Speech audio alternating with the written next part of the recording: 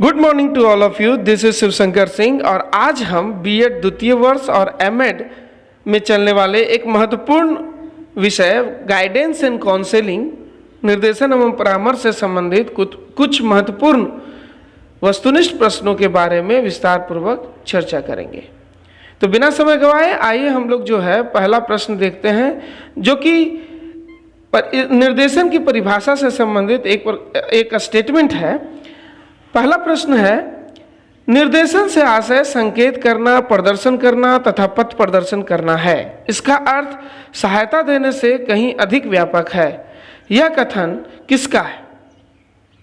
ए. Goods एवं अन्य, B. Jones, सी. Searle हैमरीन और डी. मैथ्यूसन।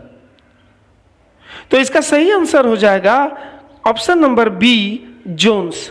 देखिए, गुड्स एवं अन्य ने कहा है कि निर्देशन व्यक्ति के दृष्टिकोणों एवं उसके बाद के व्यवहार को प्रभावित करने के उद्देश्य से स्थापित गतिशील परस्पर संबंधों का एक प्रक्रम है। ये किसका कथन था? गुड्स के अनुसार। और सर्ले हैमरीन जो है, जिसको इंग्लिश में सिरले हैमरीन भी बोलते हैं, तो इनके अनुसार जो है व्यक्ति को स्वयं को पहचानने में सहायता करना ताकि वह जीवन में प्रगति कर सके, वही निर्देशन कहलाता है। और जहाँ तक की बात है ये मैथ्यूसन का, तो मैथ्यूसन ने कहा था कि निर्देशन के शैक्षिक एवं व्यावसायिक पक्षों पर बल देते हुए अधिगम की प्रक्रिया के संबंध में इसको महत्वपूर्ण बताया। मतलब इन्होंने जो है मुख्य रूप से जो है शैक्षिक और विकासात्मक पक्षों पर जोर दिया हुआ है। तो ये हो गया, तो इसका सही आंसर हो गया option number B, zones. Now next question, question number 2, किसका क्षेत्र अधिक व्यापक है? मतलब निम्नलिखित में से किसका क्षेत्र जो है वो अधिक व्यापक है?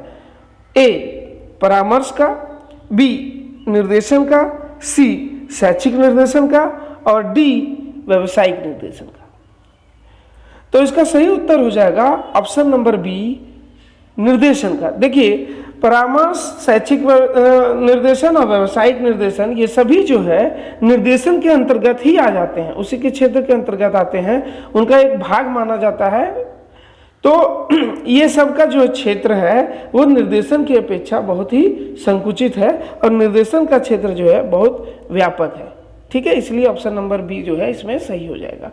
नेक्स्ट क्वेश्चन देखते हैं, क्वेश्चन नंबर 3, परामर्श का अर्थ होता है ए. पारस्परिक पूछताछ द्वारा सलाह देना, बी. क्षमताओं का विकास करना, सी. व्यक्तित्व का विकास करना या डी. समस्याओं का समाधान देना। तो इसका सही उत्तर हो जाएगा ऑप्शन नंबर ए, पारस्परिक पूछताछ द्वारा सलाह देना। यह वेबस्टर डिक्शनरी के अनुसार जो है परामर्श की परिभाषा या अर्थ के अंतर्गत ये दिया गया है। ठीक है, नेक्स्ट क्वेश्चन देखते हैं, क्वेश्चन नंबर 4, उपबोधक का अर्थ होता है। उपबोधक जो है एक मनोवैज्ञानिक शब्द है जो कि कई बार बुक्स वगैरह में उपयोग किया जाता है, तो उसी के बारे में ये प्रश्न है। ए. परामर्श प्रार्थी, बी. परामर्शदाता, सी. चिकित्सक या डी. इनमें से कोई नहीं। तो इसका सही उत्तर हो जाएगा ऑप्शन नंबर बी, परामर्शदाता। परामर्शदाता को ही उपबोधक कहा जाता है और परामर्श प्रार्थी को जो है इसी भाषा में उपबोध्य कहा जाता है। तो ये ध्यान में रखिएगा। नेक्स्ट क्वेश्चन हम लोग देखते हैं, निर्देशन का मुख्य उद्देश्य है छात्र का शारीरिक विकास, बी. छात्र का मानसिक विकास, सी. छात्र का संवेगात्मक विकास या डी. छात्र का सर्वांगीण विकास। तो देखिए, ये सभी जो ऑप्शन 3 ऑप्शन है शारीरिक ए, बी, सी, ये तीनों हैं ही, लेकिन इसमें जो मोर सुटेबल ऑप्शन है वो होगा डी. छात्र का सर्वांगीण विकास करना जो है निर्देशन का एक महत्वपूर्ण उद्देश्य है। इसमें क्या होता है कि निर्देशन में क्या होता है कि छात्र की समस्याओं को समझ करके जो परामर्श, ये गाइड जो होता है वो उसकी योग्यताओं क्षमताओं को समझ करके उसको इस काबिल बना देता है ताकि वह जो है अपने समस्या से संबंधित निर्णय को जो है स्वयं ले सके। उसमें मतलब एक तरह से ये सिर्फ सहायता करता है, उसको राह दिखाता है, चलना उसी व्यक्ति का काम होता है जो समस्या से ग्रसित होता है। नेक्स्ट क्वेश्चन हम लोग देखते हैं, क्वेश्चन नंबर 6, निर्देशन का सिद्धांत नहीं है। मतलब जो नीचे में ऑप्शन दिए हुए हैं इनमें से कौन जो है निर्देशन का सिद्धांत नहीं है? ऑप्शन ए निर्देशन सभी के लिए, बी लचीलेपन का सिद्धांत, सी वस्तुनिष्ठता का सिद्धांत और डी एक समान निर्देशन का सिद्धांत। तो देखिए ये ए बी सी जो ऑप्शन है वो निर्देशन के सिद्धांत के अंतर्गत आता है। ऑप्शन नंबर डी जो है वो निर्देशन का सिद्धांत नहीं है। एक समान निर्देशन का सिद्धांत ये जो है निर्देशन का सिद्धांत नहीं है। देखिए निर्देशन सभी के लिए जो सिद्धांत है इसके अंतर्गत में ये बोला गया है कि सभी व्यक्तियों को जो है निर्देशन दिया जा सकता है, चाहे वो सामान्य व्यक्ति हो उनको भी निर्देशन दिया जा सकता है या गंभीर समस्या से ग्रसित व्यक्ति हो उनको भी निर्देशन दिया जा सकता है। सभी को जो है एक समय में सलाह मशवरा की जरूरत होती है। तो इसीलिए जो है निर्देशन कहता है सभी के लिए जो सिद्धांत है उसके अंतर्गत में ये बताया जाता है कि चाहे वो किसी भी उम्र के व्यक्ति हों, हाँ, उनको जो है वो निर्देशन की आवश्यकता होती है। उनकी समस्याओं में जो है वो निर्देशन की आवश्यकता होती ही है। ठीक है, इसके अंतर्गत ये बोला गया है। नेक्स्ट जो है लचीलेपन का सिद्धांत, इसके अंतर्गत में ये बताया गया है कि व्यक्ति चाहे किसी भी आयु अवस्था का हो, किसी भी वातावरण में रहने वाला हो, हाँ, उसी के अनुसार वातावरण और आयु अवस्था के अनुसार जो है हम निर्देशन देने के जो नियम है उसमें परिवर्तन कर सकते हैं, जरूरत के अनुसार आवश्यकता अनुसार परिवर्तन कर सकते हैं। ठीक है, तो इसी को जो है लचीलेपन का सिद्धांत कहा जा सकता है। लचीलेपन का सिद्धांत मतलब जरूरत पड़ने पर जो है उसमें परिवर्तन, जिसमें परिवर्तन किया जा सके। तो निर्देशन का सिद्धांत कोई फिक्स नहीं होता है, ये व्यक्तिगत विभिन्नता और व्यक्ति के वातावरण, समस्या आदि और आयु के अनुसार जो है वो उसमें परिवर्तन किया जा सकता है, कोई फिक्स नियम नहीं है। ठीक है, जो सी है वस्तुनिष्ठता का सिद्धांत, इसके अंतर्गत में क्या होता है, कहा जाता है कि इसको निर्देशन को जो है वो उसमें पक्षपात नहीं होना चाहिए, निष्पक्ष होना चाहिए। उसके रिजल्ट ऐसे या आंकड़े जो है वो वस्तुनिष्ठ तरीके से, ऑब्जेक्टिव टाइप के जो परीक्षण होते हैं, परीक्षणों की सूची होती है, प्रश्नों की सूची जो होती है या वस्तुनिष्ठ जो तरीके हैं उनसे एकत्र करना चाहिए। तो उनके द्वारा जो प्राप्त जो सूचनाएं जो होती हैं वो ज़्यादा विश्वसनीय हो। ऑब्जेक्टिव टाइप के जो प्रश्नों से प्राप्त जो आंकड़े होते हैं वो ज़्यादा मतलब विश्वसनीय होते हैं। तो निर्देशन के जो है यह भी एक सिद्धांत है, लेकिन एक समान निर्देशन का सिद्धांत मतलब सबको एक जैसा निर्देशन देना चाहिए, यह जो है निर्देशन का एक सिद्धांत नहीं है।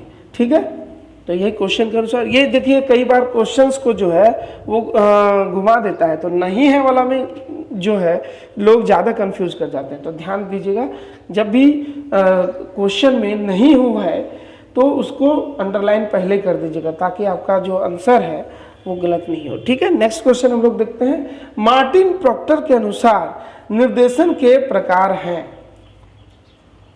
ए 5, बी 6, सी 7 और डी 8। तो इसका सही उत्तर हो जाएगा ऑप्शन नंबर बी 6। देखिए विलियम मार्टिन प्रॉक्टर जो है उन्होंने जो है 1930 ईस्वी में एक पुस्तक लिखी थी शैक्षिक एवं व्यावसायिक निर्देशन, और उसी में उन्होंने जो है वो निर्देशन के 6 प्रकार जो है वो प्रस्तुत किए थे। पहला व्यावसायिक निर्देशन, शैक्षिक निर्देशन, सामाजिक एवं नागरिक कार्यों में निर्देशन, स्वास्थ्य एवं शारीरिक समस्याओं में निर्देशन, चरित्र निर्माण संबंधी क्रियाओं में निर्देशन और अवकाश के समय का सदुपयोग करने के लिए निर्देशन। ये 6 प्रकार थे जो कि विलियम मार्टिन प्रॉक्टर के द्वारा दिए गए थे। तो अगर आप निर्देशन के प्रकार को आप ये 6 प्रकार को भी लिख देते हैं निर्देशन के प्रकार में तो भी वो आपका आंसर सही हो जाएगा। ठीक है, नेक्स्ट हम लोग देखते हैं क्वेश्चन नंबर 8। प्रत्यक्ष संबंध या साक्षात्कार की आवश्यकता होती है किसमें? ठीक है, मतलब प्रत्यक्ष संबंध या साक्षात्कार या मतलब परामर्श प्रार्थी का जो है वो किस निर्देशन की प्रक्रिया में सामने उपस्थित होना जरूरी होता है? तो ए परामर्श में, बी मार्गदर्शन में, सी निर्देशन में और डी उपयुक्त सभी में। तो इसका सही उत्तर हो जाएगा परामर्श में। काउंसलिंग प्रक्रिया में जो है वो परामर्श प्रार्थी का सामने उपस्थित होना जरूरी है। निर्देशन में क्या होता है कि आप पत्र व्यवहार के द्वारा भी भेज करके और अपनी समस्या का समाधान जो है एक्सपर्ट से प्राप्त कर सकते हैं, लेकिन परामर्श की प्रक्रिया में जो है चूंकि समस्याएं गंभीर होती हैं, इसलिए उसके मानसिक हाव भाव, चेहरे का हाव भाव भी देखना जरूरी होता है कि कब क्या बोलते समय जो है वो उसका हाव भाव कैसा रहता है। तो इसमें इससे क्या होता है कि उसको समझने में परामर्श प्रार्थी और परामर्श प्रार्थी की समस्या को समझने में बहुत सहायता मिलती है। तो इसीलिए जो है इसका सही उत्तर हो जाएगा ऑप्शन नंबर ए, परामर्श में। नेक्स्ट क्वेश्चन है किसी परामर्श प्रक्रिया में होती है, मतलब देखिए एक परामर्श प्रक्रिया में कौन कौन होते हैं उसके बारे में ये क्वेश्चन है, ठीक है। तो ए, छात्र एवं शिक्षक के बीच में ये संपन्न होती है, या बी, मार्गदर्शक एवं छात्र के बीच, सी, उपबोधक एवं बोध्य के बीच ये संपन्न होती है, या डी, उपयुक्त सभी के बीच संपन्न होती है। तो देखिए इसका सही उत्तर हो जाएगा ऑप्शन नंबर सी, उपबोधक एवं उपबोध्य के बीच। देखिए उपबोधक अर्थात काउंसलर और उपबोध्य अर्थात काउंसलिंग, ये दोनों के बीच में ही परामर्श प्रक्रिया संभव होती है। मुख्य रूप से दो के बीच में संपन्न होती है, ठीक है।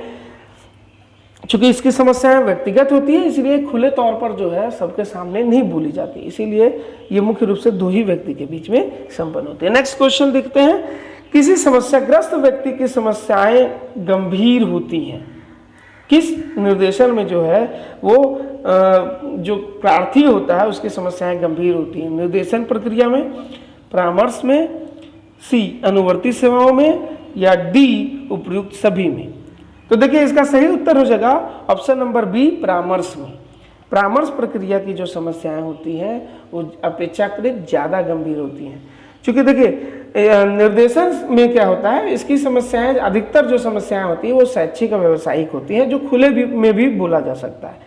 हाँ, सामान्य समस्याएं होती है, लेकिन परामर्श की जो समस्याएं होती है वो खास करके मानसिक या भावात्मक से इमोशनल और मेंटल प्रॉब्लम से संबंधित होती हैं, व्यक्तिगत होती हैं, ज़्यादा निजी होती हैं, तो इसकी समस्याओं को ज़्यादा गंभीर माना जाता है। और अगर ये बिना प्रशिक्षित व्यक्ति के द्वारा दिया जाए तो इसमें दिया जाने वाला सलाह जो है उसको नुकसान भी पहुंचा सकता है, इसलिए इसकी समस्याओं को ज़्यादा गंभीर माना जाता है।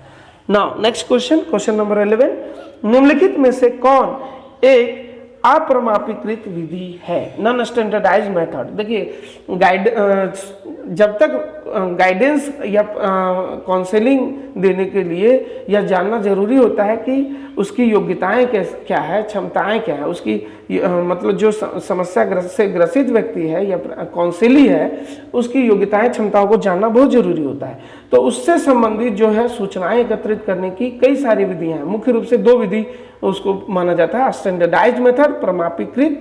अप्रमापीकृत स्टैंडर्डाइज्ड को जो है प्रमापीकृत विधि या मानकीकृत विधि भी कहते हैं, और दूसरा है नॉन स्टैंडर्डाइज्ड मेथड जिसको अप्रमापीकृत विधि कहा जाता है।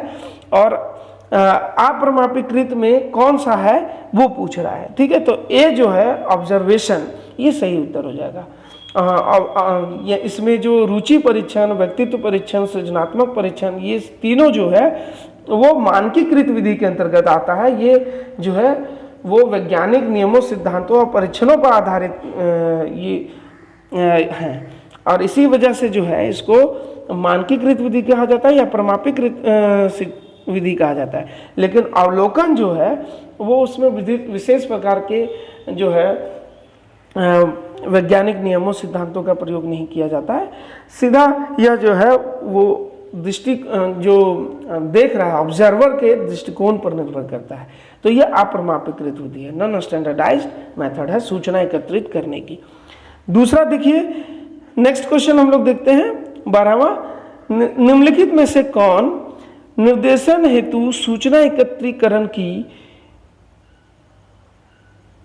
प्रमापीकृत विधि है? प्रमापीकृत या मानकीकृत एक ही चीज होता है, स्टैंडर्डाइज्ड मेथड इसको इंग्लिश में बोलते हैं। तो कौन सा जो है गाइडेंस के लिए इंफॉर्मेशन कलेक्ट करने की स्टैंडर्डाइज्ड मेथड मानी गई है? तो इसमें देखिए ए अवलोकन, बी आत्मकथा, सी रुचि परीक्षण और डी उपयुक्त सभी। तो इसका सही उत्तर हो जाएगा ऑप्शन नंबर बी रुचि परीक्षण। ठीक है, देखिए इसके बारे में हम पहले ही बता चुके हैं कि ये सब जो है विशेष प्रकार के इसमें वस्तुनिष्ठ प्रश्न, रुचि से संबंधित उसकी जो परामर्श प्रार्थी है उसके रुचि से संबंधित कुछ प्रश्नों की सूची होती है और उसके द्वारा जो है उसके बारे में सूचनाएं एकत्रित की जाती हैं। नेक्स्ट क्वेश्चन, जो क्वेश्चन नंबर 13, निर्देशात्मक परामर्श के मुख्य प्रणेता हैं। ए रोजर्स, बी स्नाइडर, सी FC थॉर्न या डी विलियमसन। तो इसके जो मुख्य प्रणेता या चीफ एक्सपोनेंट या फाउंडर आप कह सकते हैं माने जाते हैं वो है विलियमसन। विलियमसन ही जो है निर्देशात्मक परामर्श के मुख्य प्रणेता माने जाते हैं। या जो एक ऐसा ये परामर्श दाता केंद्रित जो है परामर्श विधि है और इसमें क्या होता है कि परामर्श दाता ही जो है ज़्यादा सक्रिय रहता है।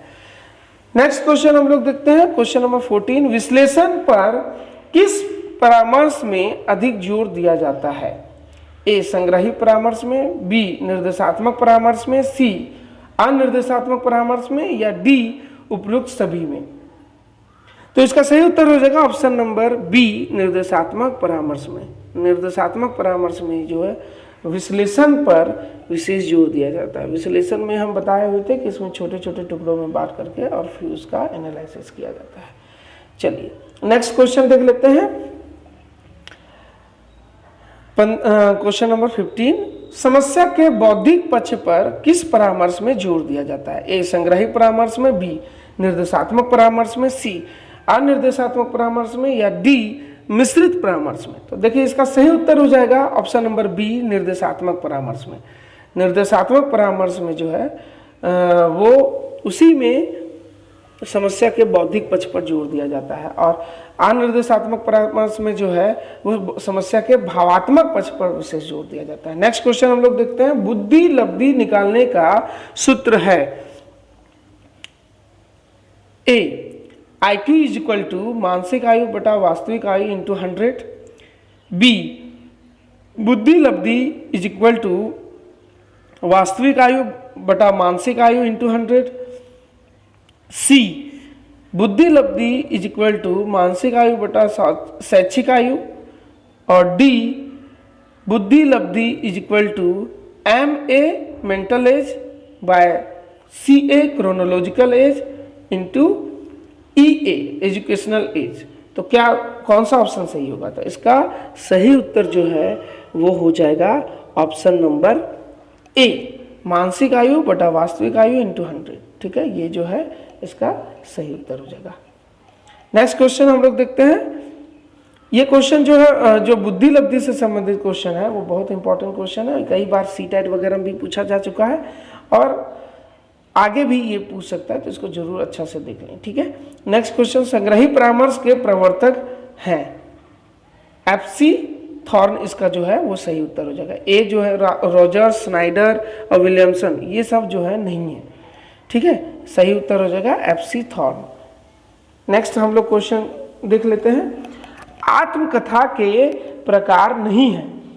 ए निर्देशित आत्मकथा, बी अनिर्देशित आत्मकथा, सी मिश्रित आत्मकथा और डी कोटिक्रम आत्मकथा। तो देखिए ऑप्शन डी जो है कोटिक्रम आत्मकथा, ये जो है आत्मकथा के प्रकार नहीं है। आत्मकथा जो है वो एक नॉन स्टैंडर्डाइज्ड या अप्रमाणीकृत सूचना एकत्रित करने की विधि है और इसके अंतर्गत में क्या होता है, इसके 3 प्रकार जो है मुख्य रूप से माने जाते हैं। निर्देशित, जिसमें निर्देशित आत्मकथा में क्या होता है कि किसी खास चीज़ के बारे में किसी खास समय की, या मान लीजिए कि स्कूल जीवन के बारे में बताने के लिए बोला गया है, तो स्कूल के जीवन से ही संबंधित या छात्र जीवन से संबंधित जो है घटनाओं के बारे में उसमें चर्चा करनी होती है। अनिर्देशित जो होता है आत्मकथा, उसमें कोई निर्देश नहीं दिया हुआ रहता है, बिल्कुल स्वतंत्र होकर के वो बढ़ा चढ़ा कर भी अपने बातों को लिख सकता है। और मिश्रित आत्मकथा जो है ये दोनों का मिश्रित स्वरूप है। ठीक है, तो ये आत्मकथा के 3 प्रकार होते हैं। नेक्स्ट क्वेश्चन हम लोग देखते हैं, किसी घटना का मौके पर ही वर्णन जिसे रिकॉर्ड कर एकत्र कर लिया जाता है वह क्या कहलाता है? ठीक है, ए उपाख्यानक अभिलेख, बी संचयी अभिलेख, सी निर्देशित अभिलेख और डी रिकॉर्डेड अभिलेख। तो इसका सही उत्तर हो जाएगा ए उपाख्यानक अभिलेख, एनेक्डोटल रिकॉर्ड, ये जो है वो सही उत्तर हो जाएगा। चूंकि इससे संबंधित प्रश्न जो है वो अलग से बीएड में पूछा जाता है, तो इसके बारे में हम लोग उसमें नेक्स्ट वीडियो में भी विस्तार पूर्वक इसके बारे में देखेंगे। नेक्स्ट क्वेश्चन है B20 निर्देशन के प्रकार हैं। ए शैक्षिक निर्देशन, बी व्यवसायिक निर्देशन, सी व्यक्तिगत निर्देशन और डी उपयुक्त सभी। तो इसका सही उत्तर हो जाएगा डी उपयुक्त सभी। शैक्षिक, व्यवसायिक और व्यक्तिगत ये तीनों जो है वो निर्देशन के प्रकार के अंतर्गत आते हैं।